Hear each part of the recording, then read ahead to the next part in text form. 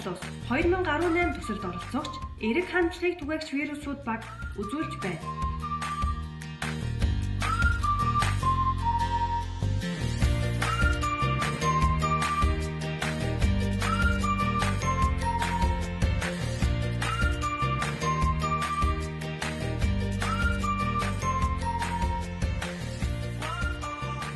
Бид нийгэмдээ эерэг манлайлал, эерэг нөлөөлөл, эерэг бүхнийг түгээхээр нэг зорилго дор нэгдэн 3 сарын турш дараах ажлуудыг хийж гүйцэтгэлээ. Дорнод аймагт өнгөрсөн оны 10 сараас эхлэн хэрэгжиж буй бэлгийн замын халдвар түвшнөөс сэргийлэх үзлэг шинжилгээ төсөлт ажилд хамрагдаагүй хоцорсон мэргэжлийн сургалт үйлдвэрлэлийн төвийн 15 оюутныг үзлэг шинжилгээнд хамрууллаа. Гэр бүл хүүхэд залуучуудын хөгжлийн газраас зохион байгуулсан White Party танилцах хөтөлбөрээр багуудын дундах хөгжөөнд тэмцээнд идэх санаачлагтай оролцож багаараа тэргүүн байр эзэлсэн. Цагаан сарын гоёл болох толгойн шанхыг хийж дорндын ээжүүд группээр дамжуулан борлуулж 50,000 төгрөгийн ашигтай ажилласан. Энэхүү ашгаар аймгийн ахмадын асрамжийн газарт очиж ахмадаа хөндлөн асрах зорилгоор ахмадуудын үс сахлыг засаж өөрсдийн бэлдсэн зүйлсээр баярын ширээ засан морин хуур хөөмийн мэдчилгээ дэвшүүлж нийт 25 ахмадтайгаа нэгэн өдрийг хамтдаа өнгөрүүллээ.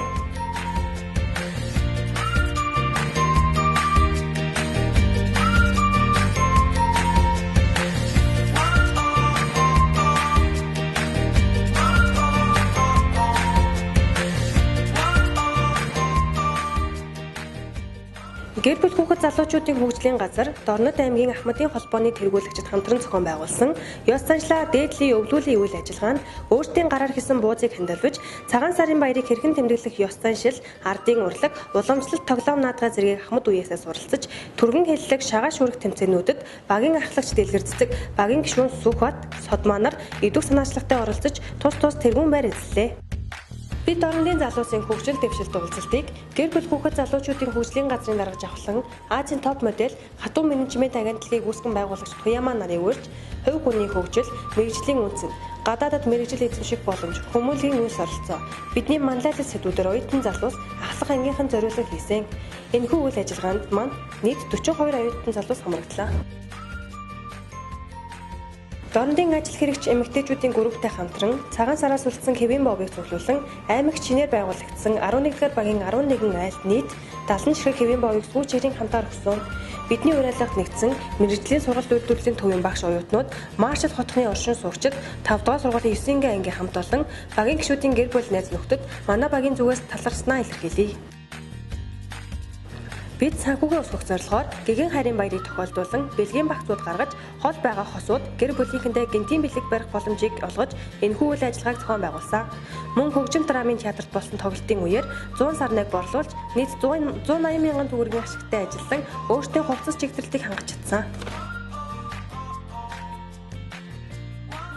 Бид айл өргүүдийн хэрэгцээ дугаарыг хэвлэн оршруулж 40 байрны 190 орцонд 250 ширхгийг нааж Дорнод аймгийн хамгийн олон гишүүнтэй 10 Facebook групп болсон.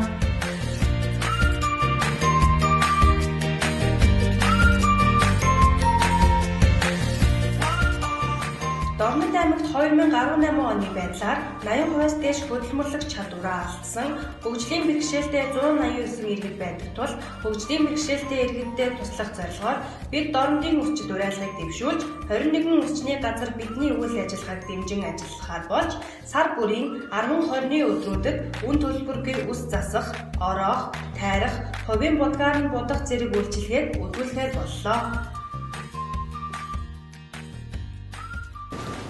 Дорнод аймгийн өсвөр үеийн аврах шалгаруулагчдаа бүхний тэмцээн Royal Dance бүжгийн тэмцээн дээр гэр бүл хүүхэд залуучуудын хөгжлийн газрын төсөл хөтөлбөрийн санхүүжилтээс 80 мянган төгрөгийн бараа авах хэрэгээр ус ундаа авч 8 дугаар байшингийн Arena кафе сансар зоогийн газартай хамтарч дараа төлбөртөөр бүтээгдэхүүн авч өсгөн борлуулсан.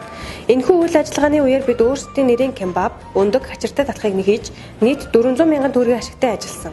Тэр ашигаараа Дорнод аймагт хөгжлийн бэрхшээлтэй хүүхэдтэй эцэг эхчүүдийн холбооны дэргэдэг Алтан цол хүүхэд хөгжлийн төвд 4 хоногийн турш багаараа ажилласан. Энэхүү төвд хөгжлийн бэрхшээлтэй 50 хүүхэд байдаг ба Дауны синдромтой 8, аутизмтай 10, саажилттай 15, оюуны бэрхшээлтэй 12, хүнд хэлбэрийн саажилттай 5 хүүхэд тус суралцдаг. Бид тухайн байгууллага дараах үйл ажиллагаа хийж гүйцэтгсэн. Эхний өдөр Алтан цол хүүхэд хөгжлийн төвийн үйл ажиллагаатай танилцаж, өөрсдийн хийх ажлаа танилцуулсан. 2 дахь өдөр гэр бүл хүүхэд залуучуудын хөгжлийн газраас санаачилсан ажлын байран дахь дасгал хөдөлгөөн челленжид нэгдүүлж дасгал хөдөлгөөн заасан. Мөн хүүхдүүдтэй ажиллах практик суралцсан. 3 дахь өдрийн цагийн хөтөлбөрөөр маршрутад аялал зохион байгуулсан. Үүнд Чой Болтон нисэх буудал Баян Түмэн өртөөний үйл ажиллагаатай танилцсан. Нисэх онгоц гал дэрэгт суулгаж Баян Түмэн өртөөнд үдийн хоолнд оруулсан. Мөн нархан тоглоомын төв дүн төлбөргүй тоглуулсан. Нэг өдрийн ажил маань үүгээр өндөрлсөн. Сүүлийн өдөр хөгжлийн бэрхшээлтэй хүүхэдтэй эцэг эхчүүдийн холбоотой уулзсан. Дауны синдромтой ануужин охины гэрт гэрийн бүрээс дотуур хөшөөг авч өгч гэрийн өг төрх үзмжийг сайжруулахад туслалаа.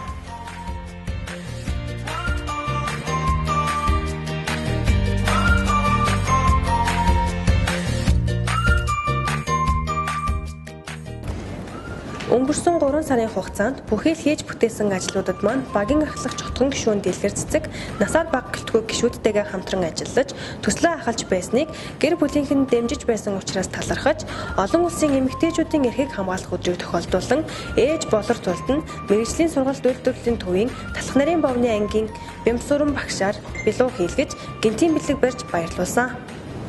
Гэр бүл хүүхэд залуучуудын хөгжлийн газраас зохион байгуулсан Big Idea үйл ажиллагаанд эко хогийн сав төслөөр банк хамт олноороо оролцлоо. Энэхүү төсөл нь хог хаягдлыг бууруулах, цэмцгэр орчин бүрдүүлэх, хогийг ангилан ялгах дадал туршлыг хэвшүүлэх, байгаль орчноо аврах, амьд организмаа хамгаалах, эерэг эрүүл орчин бүрдүүлэх зорилготой. Эко хогийн сав нь лаз, хуванцар, цаас зэрэг хог хаягдлыг ангилан дахин ашиглах 3 тасалгаад хогийн сав юм аа. Квизтэй асуулт хариултын тэмцээнийг Дорнод аймаг дахь ерөнхий боловсролын сургуулийн 11-р ангийнхан Дорнод Политехник коллежийн анхан шатны 2-р курсын суралцагчдын дунд зохион явууллаа. Энэхүү тэмцээнд 5 багийн нийт 25 сурагчид оролцсноос тэргүүн байрыг 5-р сургуулийн 11-р ангийн дарга нарын баг, дэд байрыг Дорнод Политехник коллежийн баг хамт олон тус эзэлж өргөмжлөлт турсгалын зүйлээр шагналаа.